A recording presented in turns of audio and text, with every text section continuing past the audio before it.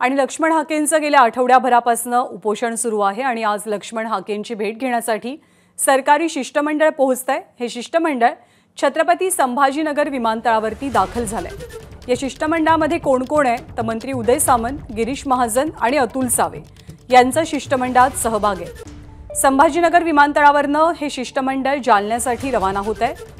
आज सरकारी शिष्टमंडळ यांची भेट घेणारे लक्ष्मण हाकेंची आणि आंदोलनासंदर्भात आणि तोडगा कसा काढायचा याबद्दल त्यांच्याशी संवाद साधेल।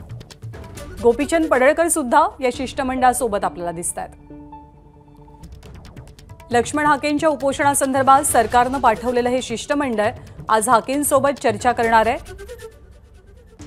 माहिती देण्यासाठी कृष्णा केंडे आपल्या सोबत आहेत। कृष्णा, कोण कोण दाखल झालंय छत्रपती संभाजीनगरमध्ये? किती वेळात हे सगळेजण हाकेंच्या उपोषण स्थळी पोहोचतील?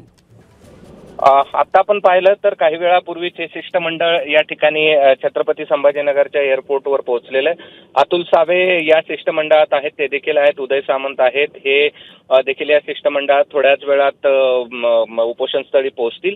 आज त्यांना हाके यांचं उपोषण सोडण्यात यश येतं का हे पाहणं महत्त्वाचं आहे, कारण की हाके यांनी जे उपोषण सुरू केलंय त्यानंतर शिष्टमंडळाची ही दुसरी भेट आहे आणि दोन वेगवेगळ्या मागण्या आहेत। म्हणजे जरांगे पाटील यांची मागणी आहे की ओबीसी मधूनच आरक्षण द्या आणि हाके यांची मागणी अशी आहे की तुम्ही या ठिकाणी ओबीसी मधून आरक्षण देऊ नका। त्यामुळे सरकारसमोर एक मोठा पेच निर्माण झाला। यातून सरकारचं शिष्टमंडळ आज काही मार्ग काढतं का हे पाहणं महत्त्वाचं आहे आणि काही वेळातच साधारणपणे तासभरामध्ये हे शिष्टमंडळ हाके यांच्या उपोषण स्थळ वडीगोद्री येथे पोहोचून त्यांच्याशी संवाद साधेल। ज्ञानदा, धन्यवाद कृष्णा, ताजी माहिती जाणून घेत राहू।